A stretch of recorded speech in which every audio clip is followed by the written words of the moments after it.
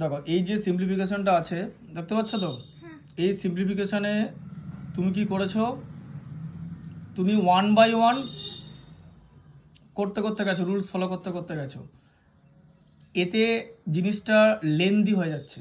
আর যত লেন্দি হবে তত ভুল করার চান্স বাড়বে। এই তুমি যদি 12 × 11 বারবার লেখো, একটা সময় পর এরকম হয়ে যেতে পারে 12+11 হয়ে যেতে পারে, ঠিক আছে? তখন টোটাল অ্যান্সারটাই রং এসে যাবে।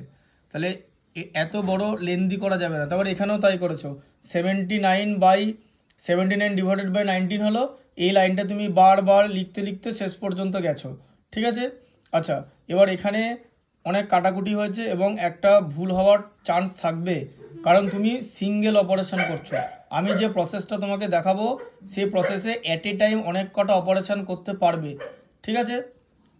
তোমাকে সাইন বুঝে অপারেশন করতে হবে, যে কোন সাইন আছে বা কোন সাইনের কাজ কোন সাইনের পরে হবে, ঠিক আছে? যদি মাল্টিপ্লিকেশন থাকে তারপর যদি সাবট্রাকশন থাকে তাহলে মাল্টিপ্লিকেশনের কাজ করে নিতে কোনো প্রবলেম হবে না। যেমন এখানে আছে হচ্ছে ডিভিশন, ঠিক আছে? এর পরে অ্যাডিশন আছে, তাই আগে ডিভিশনের কাজ করে নিতে কোনো প্রবলেম হবে না, অ্যান্সার সেম থাকবে, ঠিক আছে? এবার তাহলে প্রথম ম্যাচটা ছিল হচ্ছে 79/19 + 8, সেকেন্ড ব্র্যাকেট 7 × 8 -6 × 9, তারপরে বারের মধ্যে 18 - 8 × 2 আছে। তুমি এবার এখানে ভালো করে দেখো, এই যে 19 পরে তো প্লাস আছে, তাই তো? আর 79, তাহলে 79কে 19 দিয়ে ডিভাইড করে যা পাবো তার সঙ্গে তো এটার কোনো রিলেশন নেই। তাই ডিভিশনের কাজ তুমি করতেই পারো যদি ডিভিশনের পর প্লাস থাকে, তাই তো? এখানে ডিভিশনের পর প্লাস আছে তো সাইনটা, তাই ডিভিশনের কাজ আগে করে নেবে। তাহলে 76কে 19 দিয়ে ডিভাইড করলে 4 হয়ে গেল, ঠিক আছে? বুঝতে পারলে? তাহলে তোমার অতবার 76/19 লেখার দরকার পড়লো না। আমি এটা কত লাইনের মধ্যে করেছি? 3টে ইকুয়ালের মধ্যে, আর তুমি এখানে প্রায় 10টা ইকুয়াল দিয়েছিলে, তাই তো? হ্যাঁ, তাহলে তোমার 7টা লাইন সেভ হয়ে গেল তো, এবং ইমেন্স টাইম সেভ হলো, তাই তো? বোঝা গেল? তুমি যে টাইম নিচ্ছ তার 1/4 টাইম লাগবে করতে, তাই তো ব্যাপারটা? ওই টাইমের মধ্যে তোমার 4টে বড় বড় সিম্পলিফিকেশন হয়ে যাবে। তাহলে বড় সিম্পলিফিকেশন মানেই কিন্তু লেন্দি না। বড় সিম্পলিফিকেশনের একটা রুলস হচ্ছে তুমি এট এ টাইম মাল্টিপল অপারেশন করতে পারবে। যেমন আবার এই লাইনের মধ্যে আমরা, এবার দেখো এখানে 7 × 8 ছিল তো, তার পরে তো সাবট্রাকশন আছে, কোনো অসুবিধা নেই তো মাল্টিপ্লিকেশন করা, কারণ মাল্টিপ্লিকেশনের কাজ আগে হয়। মাল্টিপ্লিকেশন করে নাও 56, আবার 6 × 9 পর সাবট্রাকশন আছে, মাল্টিপ্লিকেশন করে নিলে 54।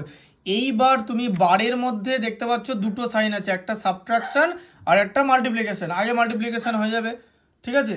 তাহলে 18 - 16 হয়ে গেলে, এখনো বার আছে কিন্তু, ঠিক আছে? +5।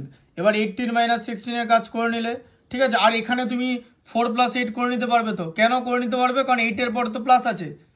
তুমি 4 + 8 করে নাও 12 এদিকে। আচ্ছা, বারের কথা আগে বাদ দাও, আগে দেখো যে 56 - 54 আছে, তারপরে সাবট্রাকশন সাইন আছে তো, তো এই সাবট্রাকশনটা তো আগে করে নিতে পারবে, ভ্যালু চেঞ্জ হবে না তো। তাহলে এটাকে আগে 2 করে নাও, বারের সাবট্রাকশন করে 2 পেলে, 2 - 2 0 হয়ে গেল, 12 এর সঙ্গে 5 অ্যাড করে 17, তাহলে অনেক ইজিলি হয়ে গেল, তাই তো?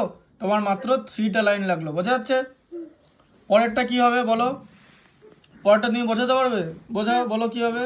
এখানে এখানে 76, মানে এখানে অঙ্কটা আছে, এখানে 76 মাইনাস আছে, এখানে কিছু করতে পারবো না, কিন্তু এখানে মাইনাস আছে বলে, সাবট্রাকশন আছে বলে এখানে 12 × 11টা আমরা করতে পারবো। এখানে 132 হবে। এবার এখানে বারটা করতে হবে, এখানে বারের মধ্যে 4 × 3 12 আসছে, 12 × 12 + 18 আসছে, তাহলে এখানে 15। এবারে এই বারের কাজটা একসাথে করতে পারি, তাহলে 30। আর এইখানে যদি প্লাস আছে, এখানে প্লাস আছে, তাহলে এর সাথে এর কোনো সম্পর্ক নেই, তাহলে এটাকে আমি আগে করে নিতে পারি।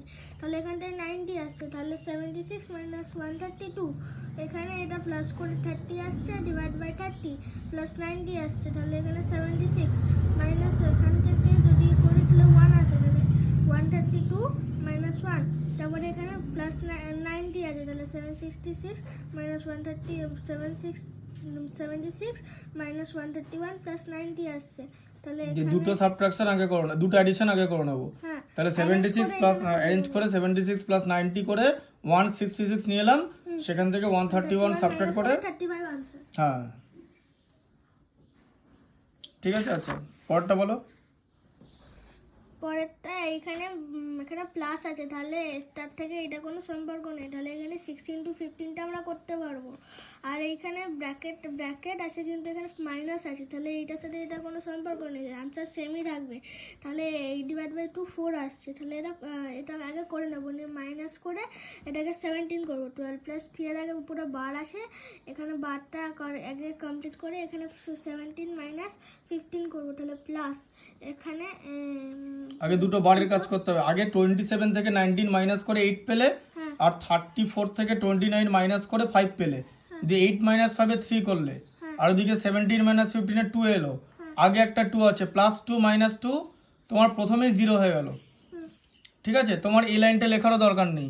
ঠিক আছে, এইখান থেকে এত লাইনও লেখার দরকার নেই। ভালো করে দেখো এবার এই জায়গাটা, এই দেখো এখানটা তো কি ছিল, প্রথমেই তো এখানে 0 হয়ে গেল, তাহলে 90 + 3, এখানেই তুমি 93 করে দিতে পারো, দেখলে আরও দুটো লাইন ছোট হয়ে গেল, হলো তো?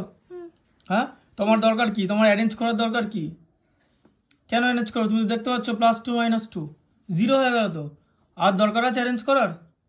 তাহলে এখানটা শোনো, সবসময় মেথডে গেলে হবে না, দেখতে হবে যে কোনটা টাইম কনজিউমিং আর কোনটা লেস টাইম কনজিউমিং। এই মেথডটা করতে গেলে তো দেরি হয়ে যাচ্ছে। তুমি তো দেখতে পাচ্ছ একটা সেম জিনিস, তুমি তো ইন্টিজার শিখেছো, +2 - 2 তো 0 হয়ে যায়, তাহলে 90-র সঙ্গে তো ডিরেক্টলি 3 অ্যাড হয়ে 93 অ্যাড হয়ে যাবে। এখানেও তুমি কিন্তু দুটো লাইন সেভ করে নিতে পারলে।